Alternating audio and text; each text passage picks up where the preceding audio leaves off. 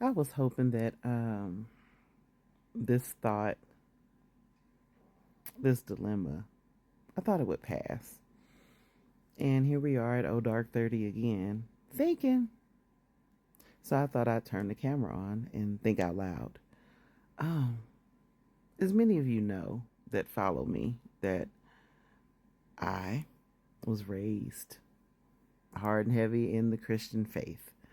Um, I started in the Baptist church, and probably, I would say maybe about the time I was about 12, 13, we went from Christianity, and I want to say black church Christianity, to black church non denominational. And the first branch of the non denominational was the Word Church. People like um, Frederick Casey Price and Miles Monroe, Creflo Dollar, T.D. Jakes. Um, even though I was still around the black church, there were some other prominent non black church leaders or pastors or whatever is the term that is used that were involved. Kenneth Hagin, Kenneth Copeland, what was another guy's name?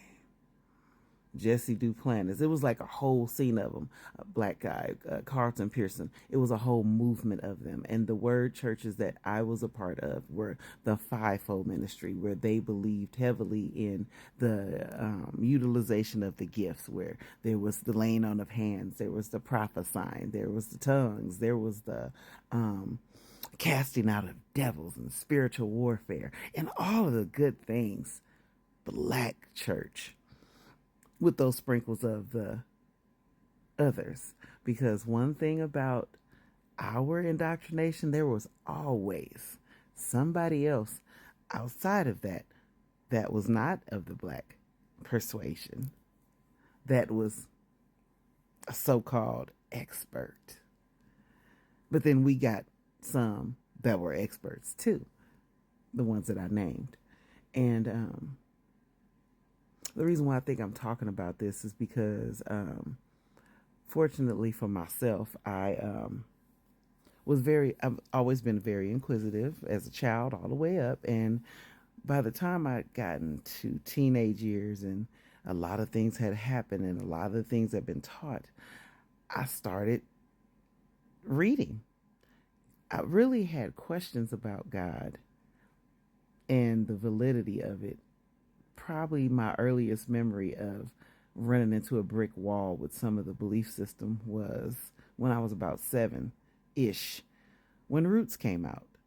The miniseries, yeah, from the book written by Alex Haley that depicted the journey from Africa to the Americas, Kunta Kinte.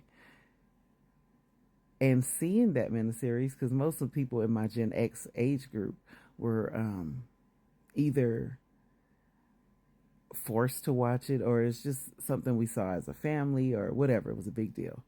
So, in that, when I saw Kunta's dad dedicating Kunta back to God, Allah, whatever, and held him up to the sky and did a prayer, something in my little childhood brain said, well, it looks like my people that look like me had a different kind of God situation going on, because they're doing it different than what I learned in church.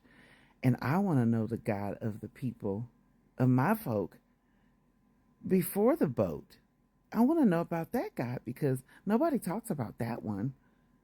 And all my life, I did not know what to do with that. And I knew, based on things that were taught, not to go and ask nobody nothing. But after a while, I couldn't take no more. So I started studying to show myself approved. Yeah, I actually read that Bible from the beginning to the end. And I got so excited about reading it, I started studying it. But the problem I had with that was I was already indoctrinated. So I was reading it from a dirty lens. It was already dirt on my eyes. So therefore, I couldn't see clearly because I had to battle what I was already taught.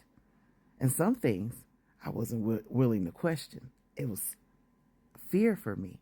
I had begun to have panic attacks because I was taught that Jesus was going to come back in the twinkling of an eye after that trumpet sound. And you don't know the day nor the hour. And also, you don't want God to spew you out because you're lukewarm. And you also don't want to be a worker of iniquity. You also don't want to question God. So it was a confusion in there, even when I started reading stuff that didn't make no sense.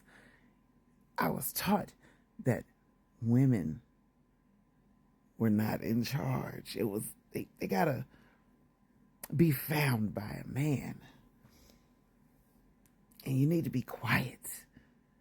Even though I saw women learning, but not from the front. You weren't teaching from the front where the pastor taught, but you could teach over on the side on a little side podium.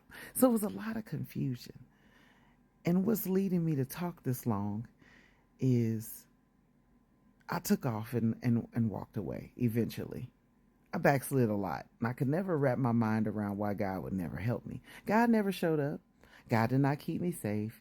Yes, I was exposed to abuse in all forms, starting in childhood, including the, can you say that word? I'm going to say it, sexual kind. Yep, that kind, at the hands of my father. So we already got a bowl of confusion because God is the father. And I'm like, well, wait a minute. I know what fathers do. So God is out to hurt me, because if the example of fathers that I know, all the fathers I know either are absent, unavailable, they're mean, or they're abusers. And the ones that are around, they sit and do nothing. They don't know nothing. So these are my examples of what fathers are. And God don't ever answer me. So he sounds like the fathers that I know. And he definitely ain't a rescue God, because he surely didn't come get me from my own daddy. And I'm kidnapped and off with strangers in the world. Yeah. So all my life I've had some real messed up questions. And after a while I said, I can't take no more. And I'm not going to do it. So this is I guess the segment of my rant where folks, Christians, oh, you got church hurt. Don't blame God for what people have done. You do you. I was raised watching crime shows too, and one thing I know is you put the blame on the person that's guilty. And it ain't the person that's abused that's the guilty one. It's the one that allows the abuse that's the guilty one, right? So if God is in control and God knows all, sees all, is all powerful, can do it all, if you can blink the earth into existence, how come you can't save me from a human? Yeah, I finally had enough when I was in my 40s. And I had to rescue my own babies from destruction. I've watched people's parents die.